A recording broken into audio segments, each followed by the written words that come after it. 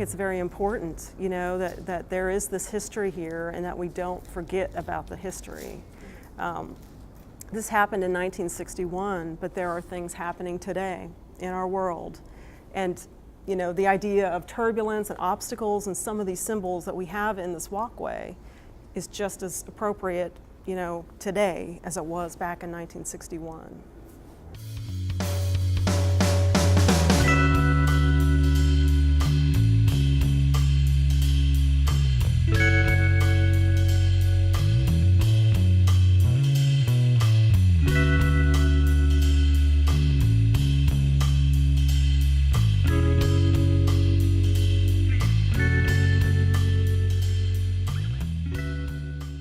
Well, I think most importantly, it acknowledges where Rock Hill has been, what it has gone through, what it continues to go through.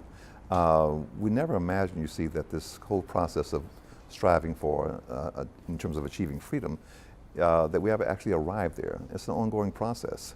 So I think it's important to acknowledge, you know, again, where we have been and where we are today, and our hopes for the future.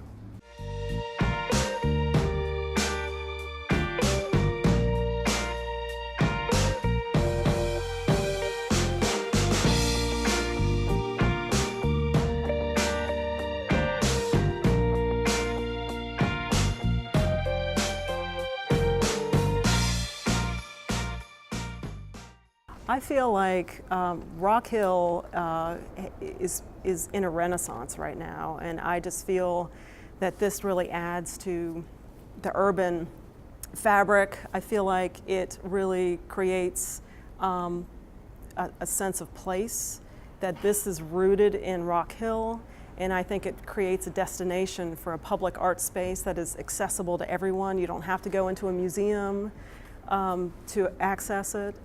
And I feel like it gives people hope because it's colorful, it's vibrant, it's dynamic. There's a lot going on here, and you know, there's a lot of people living downtown now, and I feel like it's just going to become a magnet for people and nightlife, and to have this renaissance of the downtown area. I'm Juan Logan. I'm a painter, sculptor, printmaker, and those kinds of things, and I make public art as well. Well, we can start with the heads of humanity. You know, the idea behind that was to really deal with the notion of all the people that participated in this process, this sort of long struggle for freedom, and those that were participating during that period. And so we have these heads, and they're in all manner of heads in terms of both scale and in color. And I think that's really, really important to make note of the fact that, you know, the participants, you know, sort of crossed over all those boundaries. You know, they were not limited to just to African Americans, that we all as a nation have been fighting for this, you know, a long, long time. And I think the struggle continues today. So when we were designing this during the conceptual phase, we wanted to include boulders. And we wanted to include boulders in addition to the seat walls as seating opportunities for people visiting the walkway. But we also as obstacles. You know, because that pathway has always been cluttered, if you will, with many, many obstacles. And this is a way of representing that and talking about it. The thing that was also interesting was all of the many, many layers of paint that remained here. And we felt it was so important to leave that because it talked about the layers of history that this building represents. There was a Woolworth building here that I think that caught fire in the 30s. And it had been covered up for many, many years. But even so, you're left here with the dry goods sign here, all the way down to where the Coca-Cola signs are located. We felt it was a wonderful way to not only preserve history in Rock Hill and about Rock Hill, but also to bring our new elements into this as well, to talk about where we are today, where we have been, where we hope to go in the future. And this building, you know, all of these elements working together sort of talk about that and represent that. We believe in a very wonderful way.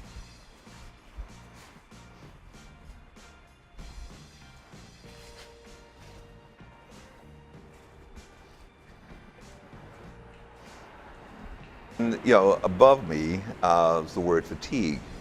And I always thought it was really interesting that was part of the signage already on the building, because can you imagine working, you know, struggling for freedom for 400 years plus, Yeah, and just how tired you would be after all those years, it just seems so appropriate.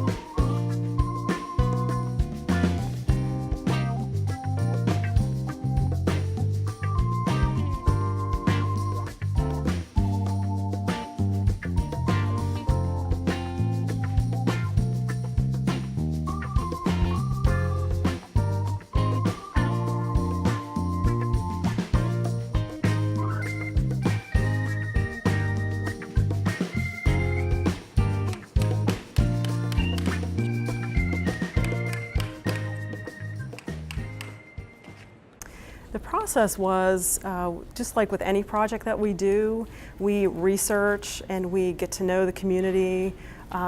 We talked to Tom Hanchett with the Levine Museum of the New South, talked to people, did a lot of research and photographed the site and did a lot of sketching.